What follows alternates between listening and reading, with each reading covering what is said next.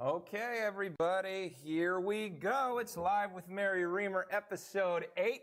We have a ton to get to today. You guys did a wonderful job sending us your questions and sending in videos. So we're going to get right to it. Mary, say hello. Hello, everybody. Hope this finds you all doing well, enjoying such a gorgeous day today. Not so great in the latter half, but fabulous this morning. True spring. Absolutely, absolutely. Okay, the first thing we have to look at is Moxie and the Rocks. So we're going to play that for you now.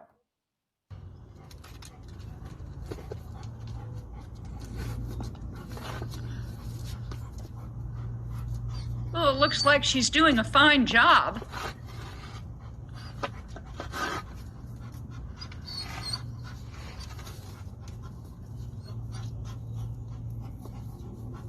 She's very persistent and methodical about the whole thing, isn't she?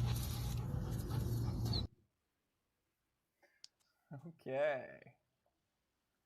And All right. then not one, but in fact, another video was sent in for you to review. And this is William. Come. Oh, William. High five. High five. You are a superstar. Thank you. And Moxie can get a job at a construction site. I have every confidence. Well, everybody, Mary wanted to start off with Mary's message. And today, Mary's message is titled, A Tribute to Joe, an extraordinary member of the What a Good Dog team. So we use dogs that are trained and also naturals to help us in behavioral work as members of our What a Good Dog team. And Joe was an extraordinary dog. He helped us for so many years, and he would work with both myself and his mom, Gail. And actually, I think he worked with Christy also. And he taught us so much, and he gave so much comfort to so many dogs. It's an amazing talent when you have a dog that reads a situation, reads another dog's energy, and then gives appropriately. So he would know just how to apply comfort at X amount of distance, and then he could move in a little closer, and then he would give a little distance, and all of his body posture, it was an art the way he worked. And he died suddenly yesterday, and he was just out in his yard, and he just dropped over, which is a nice way for a dog to go. Very hard for the family. And he was just a very important part of our What a Good Dog family. And I give tribute and gratitude, so much gratitude for him. He never was unwilling. He was always there to help. He always stepped up. And for those of us that have dogs that are natural readers of other dogs, it's an amazing gift. It really is. And we need to show so much gratitude for those dogs. They help us so much. They keep packs of dogs balanced, and they give information to us as humans and appropriate information to other dogs at a level in which the dog can take it. So they're almost like psychiatrists and psychologists, and we rely on them just tremendously. So I just wanted to pay a little tribute to Joe. He was just a really, really wonderful dog, and they are few and far between. So thank you, Joe. Thank you, Mary, for a lovely, lovely tribute. Everybody, thank you so much for asking us questions today. We're going to get right to them. If you would like to get in touch with us, please feel free to just comment on the feed that you are watching. And let's all make sure we light a candle for Joe this evening. Oh, thank you, Terry. That's sweet. And Gail, I know, and his family will appreciate it. And Gail's daughter, he was very much Gail's daughter's dog as well. Here we go.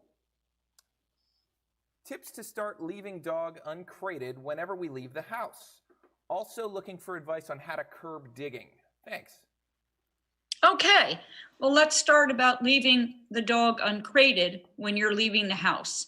So great question. And what I would love to know is the age, because a lot of times what happens is you see the brand new pearly whites are in, and you think, teething's over. We can move on now and give more freedoms.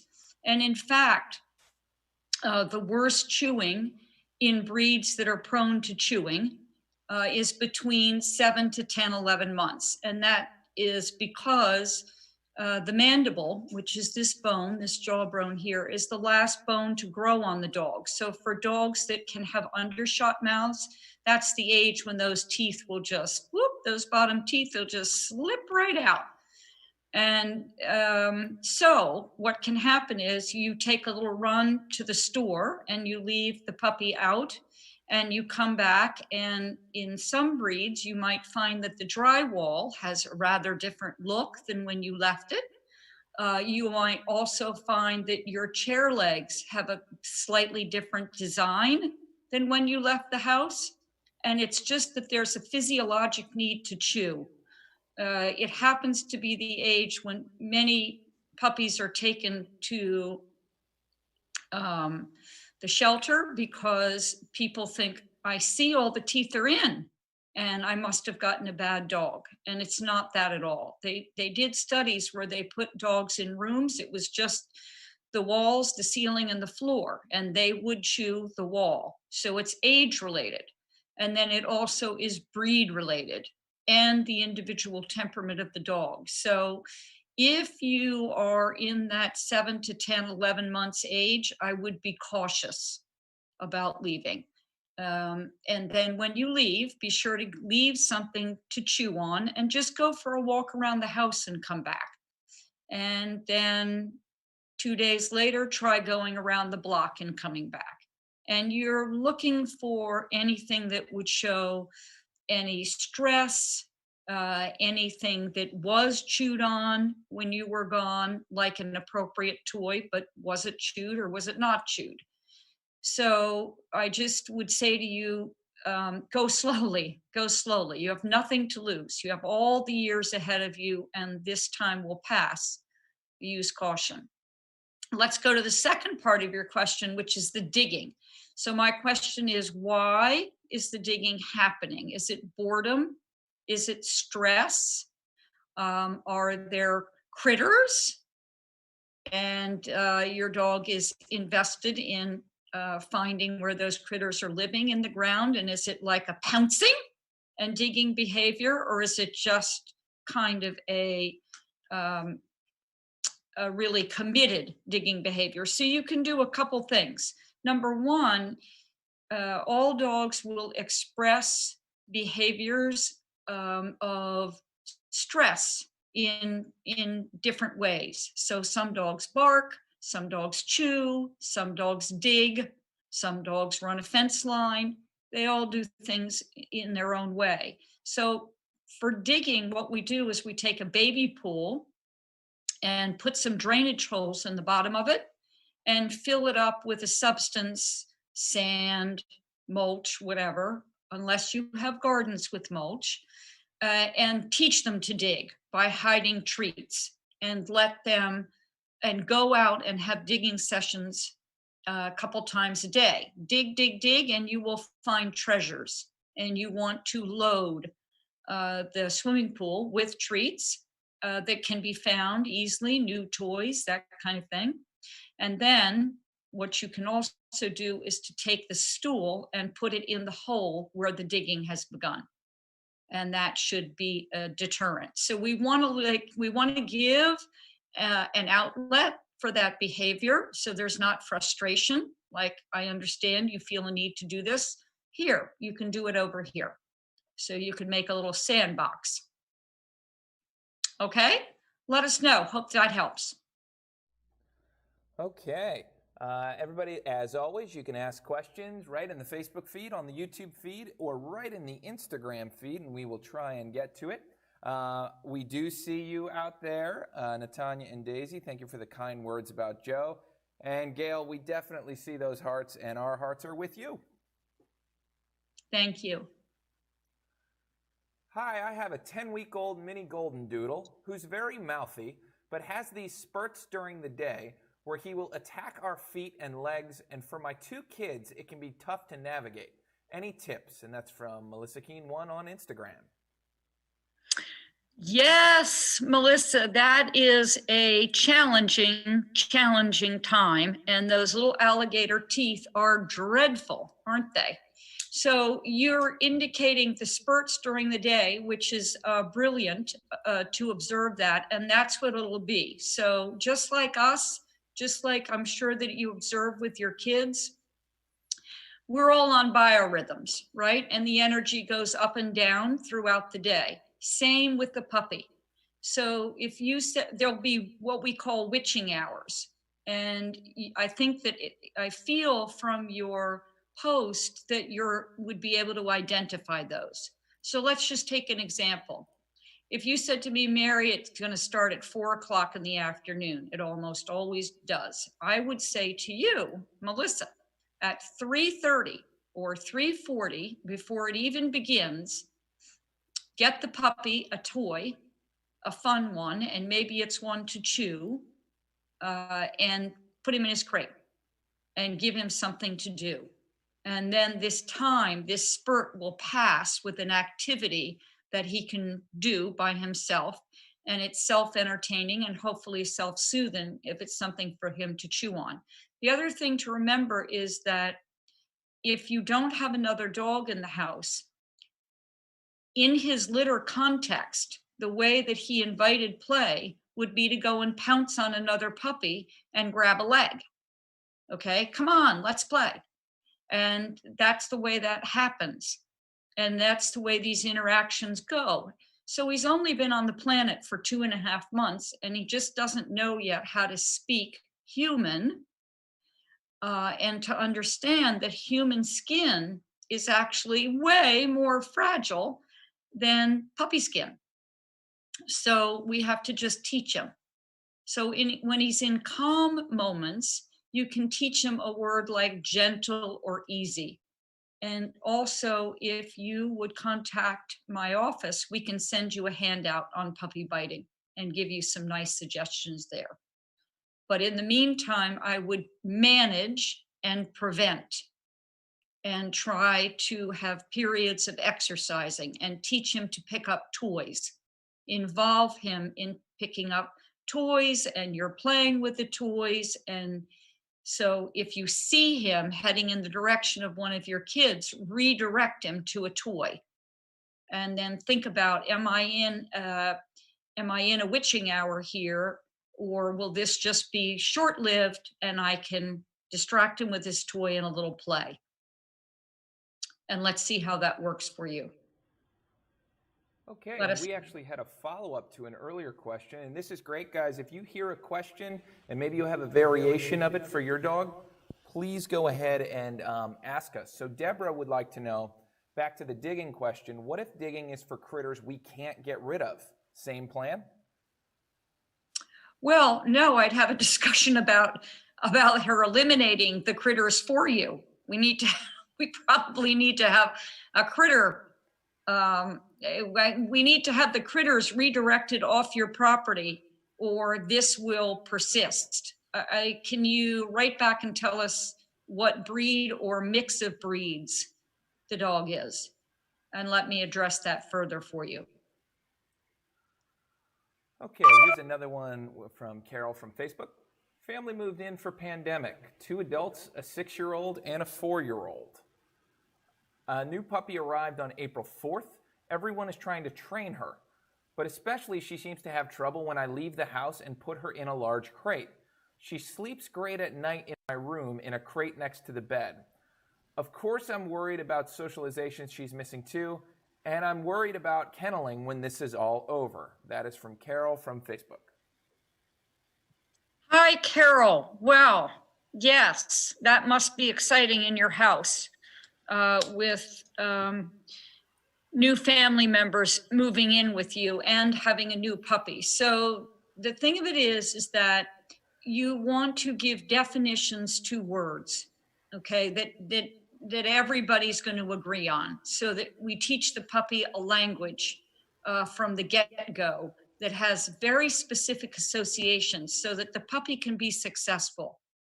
So, you have some people will say come, some people will say here, some people will say come here. It's like trying to teach the puppy different languages, and it's very hard. So if you can just sit down and make a list of some very basic fundamentals that everybody can agree on. So this word means this is what it's to look like, and we're all going to use the same language. So the puppy is a baby, and what you might want to do is consider bringing the puppy in, and we'll do a session and get everybody started, and so that we can get on the same page for the entire family, and make a difference to how that puppy comes up. As for your separation issues, that's a definite concern. But the puppy is a baby, and sleeping next to you in the crate is wonderful at night. And then during the day, just start with the puppy in the crate with something to do. Okay. And you be in the room. But you're doing your own thing, and the puppy is doing its thing. And before the puppy finishes doing whatever it's doing in the crate for entertainment, end it. Okay. And the puppy might say, oh, but I want to finish. I want to finish chewing on my bone. I want to play more with the stuffed Kong, whatever it is. Just end the session. Here we go. You'll get to do it again later. Leave treats in the crate all the time when the puppy isn't looking. So it's a place that the puppy wants to go and investigate. And then very slowly, you will start just leaving the room, and then coming back again before the puppy finishes whatever occupation you've given it. And you'll just start very slowly building time. The trick is, don't keep adding on time. Sometimes shorten it and go back to sitting in the room, okay, and go back to 1 minute or 2 minutes, and then you can bump up to 5, and then you go back to 2 or 3. So you sort of move it around, because what we really want to lay in here is no stress when you leave the house or when you go to another room. So let's start with working on that in the house, and then we can build to dealing with when you leave the house. But let's take that let's do it a step at a time, because it does sound like there's a little anxiety there about that. So why don't you try that for this week? And then if you're willing, give us some feedback next week, and I can add another step for you if she's ready to go on, or he. Okay? Okay, this one just came in, and I think this is actually from the dog himself. I love play dates, but after 5 minutes of running around with my friends, I go back to my humans. I like them more than my friends. Is that okay? Says Finley. Absolutely, Finley. Totally okay. That's very balanced, and I don't know how is it the Finley I know, or is it Finley Golden, or is it a different Finley? It is Finley the golden pup. Okay, Finley doesn't surprise me at all. He's very connected to you guys. He always has been. He's also been very laid back. And I think that he goes and he gets his fix, which is great, of play with other dogs. Absolutely wonderful. And then he comes back and he says, Mom, Dad, that's great for me. We can go now. So yeah, it's all fine. Absolutely fine. And if you might try going for, I think the parks are open now. I think you could try going for a walk too with another dog and have that kind of a different activity. And he'll be with you and also obviously with another dog and their person. And he might like that quite a lot. Okay, it looks like Deborah has come back. The dog's name is Maisie. It's a taller. When in Maine, there are so many critters that live nearby or sometimes in the ground, and she is determined. That was our digger from earlier. Maisie. Is it? And so, Deborah, is that you and my Maisie Marsteller? Yes, it is. Oh, Deborah, how are you? And I think happy belated birthday. So this doesn't surprise me about Maisie at all. And she's got a focus. She's determined, and I think that she probably has been hired behind your back by Western Pest Control. I mean, I don't know what to tell you, but I think that she's on a mission, and she will be persistent and carry on until these little critter friends and not friends are gone.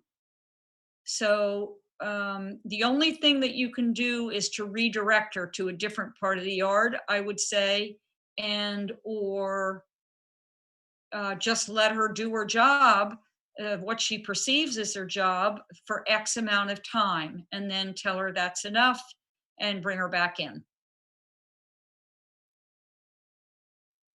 All right, it looks like Melissa followed up from earlier.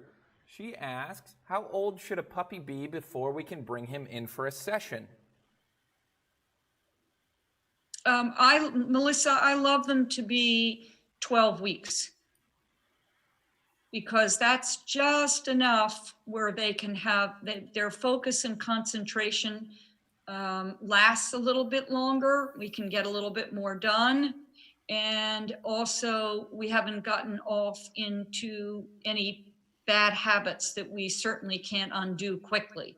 So I love the 12-week age. The mind is very open. Everybody's receptive, and we can go forward in a very positive way, usually with extremely positive outcomes. So remember that puppies are open books, and it's our job to fill the pages with what we want, and we have to be very clear about it.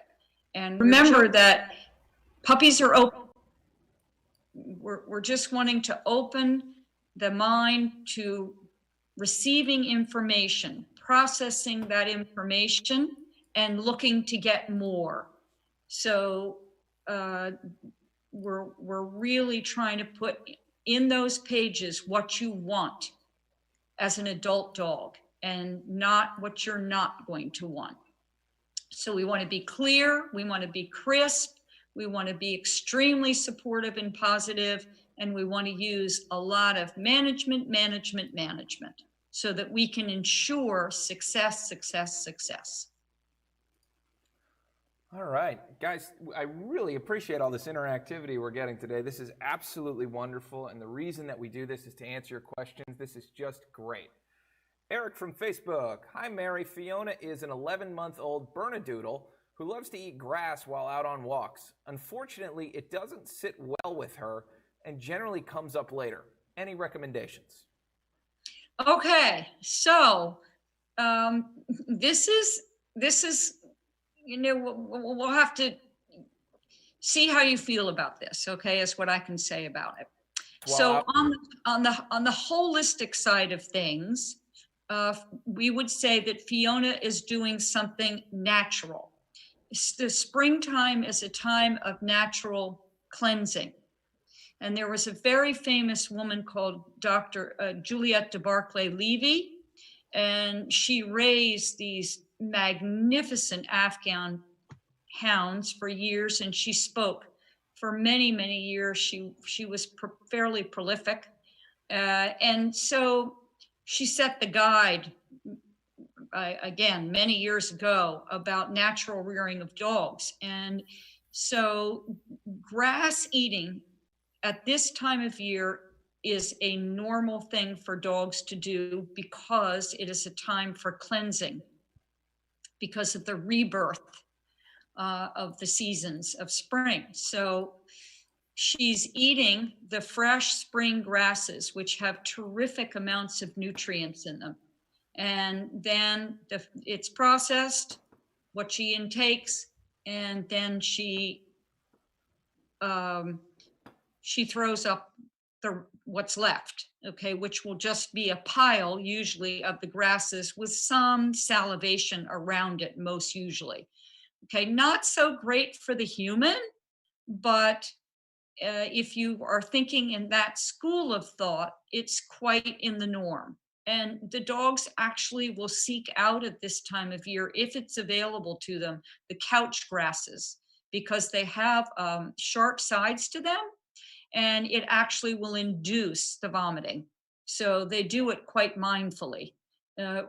Today, of course, most of us live in suburban or more urban environments, and we don't have these kinds of grasses. They don't have access. So a lot of times the dogs will just eat what they can get. So there's that school of thinking, okay? And then there's also the school of thinking that could she be missing something from her diet? So a couple of things that could be recommended to try to appease the drive for her to want to eat all these grasses is to steam her some broccoli, the flowers of the broccoli, steam them lightly and give those to her on her meal. You also can take carrots, organic carrots, and take a peeler and strip off the outside, but then just make long strips of carrot. You can give her a whole handful of those twice a day. This is very, very good for the gut and all of the intestinal lining. The other thing that you can try is to giving her some yogurt, low fat, plain is what I would recommend, with live active cultures, and see if any of these things help her. So try what you're comfortable with and let us know if it works. Okay. Hi, Baxter looks forward to his classes. Our only current concern is that 2 to 3 times a day he gets some puppy crazies and bites with those sharp teeth. We know this is to be expected, but would love ways to help him snap out of it. He normally snaps out of it on his own in just a matter of minutes. I try replacing my hand or ankle with toys, and Carrie from Facebook actually provided a video that I will play now. Come here, here's your toy. Here, take your toy. Here, take your toy. Here. Take the toy with me. Okay? No. No. Here.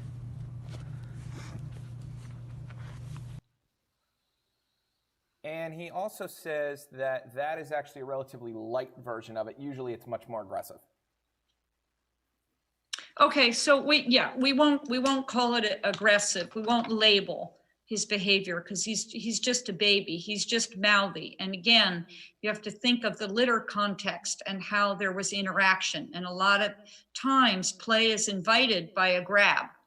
Okay, and so it's not at all uncommon. And then also on the mom, and if the mom was a great mother, we would anticipate that when he bit down a little too hard on the milk bar, that she would instruct him that his mouth was being too hard. So first of all, you have a retrieving breed, of course, which in his genes, in his soul, he wants to have something in his mouth. It feels good to him. That being said, we have to a little bit consider here being careful about not back chaining the behavior of he's biting on you and now you get him a toy. Does that make sense? Because what we want to do is we want to be able to predict that the biting episode is going to happen, and I'm either going to have a little retrieving game with him, inside and or outside, go for a walk. I'm going to do something that breaks the cycle. So again, you're indicating that he has these spurts. I'm going to guess that you're able to identify them around what time of day it might happen. So do an interruptive, okay? Before he gets into the cycle, do something else. And that will help you. This is, you've got a few more weeks of these nasty little alligator teeth. And so you just have to be proactive in anticipating when it's going to happen so that you can manage, okay? And we do sometimes just say, if he grabs down a little too hard, just really grabbing your arm or your hand or your leg and just saying, ouch, that really hurt. Human skin is very, very tender. Okay, and just stand up and walk away for a minute and then come back, and he should look at you like, wow, what was that all about? And then have a little interaction with him and then go on. It's just, this fits into the category really of what is normal puppy behavior. He needs to learn how to speak human. And so if he wants to invite play, instead of grabbing a hand or a leg, he needs to go and pick up a toy. And so that's what you have to teach him to do. And then it'll be appropriate, and it will be very quick and very easy because it's in his genes to do it. It's locked into his DNA. He'll be fantastic at it.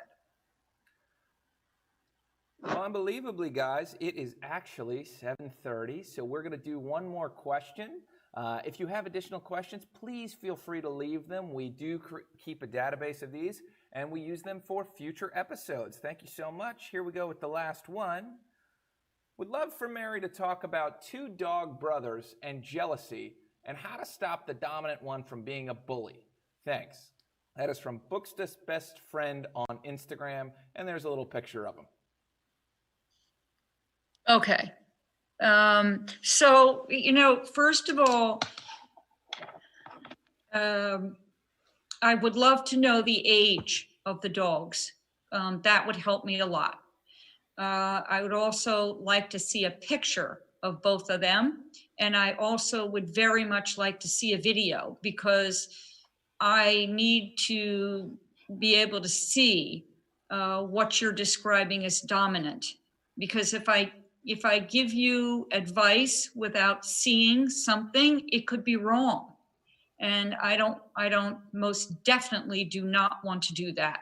So it would be really helpful. I will absolutely address it at the top of the show next week, but I would value immensely some video, like send me several clips and let me look, and I need the age and I need the pictures of the dogs, and then I will do my best to help you.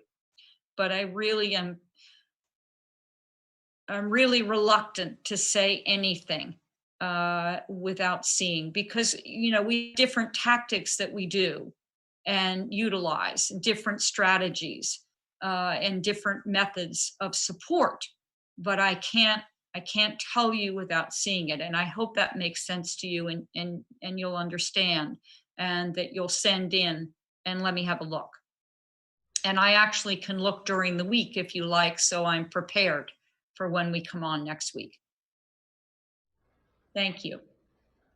As Mary said, be sure to send in your questions, and when you have some video accompanying them, it does definitely help us out. You can go to our website, whatagooddoginc.com, and there is a tab that says Connect. Click that, and there's a button to push to upload videos. In addition, Mary, you got a message from Marshall, the good boy, who says, Marshall is a graduate of puppy kindergarten. He is so well behaved because of what we learned from your classes. Thank you very much. That is so sweet. Thank you so much. Give Marshall a kiss and a cookie. Thank you so much for taking the time to say that. I really appreciate it. And then Terry, we did want to say that What a Good Dog is open on an as needed basis, and we are thinking we are thinking of putting together some puppy groups, perhaps on a Friday afternoon for the baby puppies. Sort of in the 10 to 14 weeks old grouping. And if there's a group that's a little older, we can do that too. But I like that kind of 10 to 14 weeks. So if you have a need for that, you can let us know and we'll try to help you out there. Our daycare is open on a limited basis, but we are open. So if you have a need, do let us know. Okay, thank you so much. Take care, stay safe, have a good week. And in addition to that, guys, we got such a good response from this Q&A. I think we'll likely keep this time for later in the day, but we will certainly have a post to let you know. And for all you folks that were asking questions about puppy, there will be some online puppy program content coming your way. And in the meantime, make sure you head to the website for some fun games. But that's it for us. We will see you next time. Say goodbye, Mary. Bye-bye, everybody. Take care. Stay well. Hug your dog today.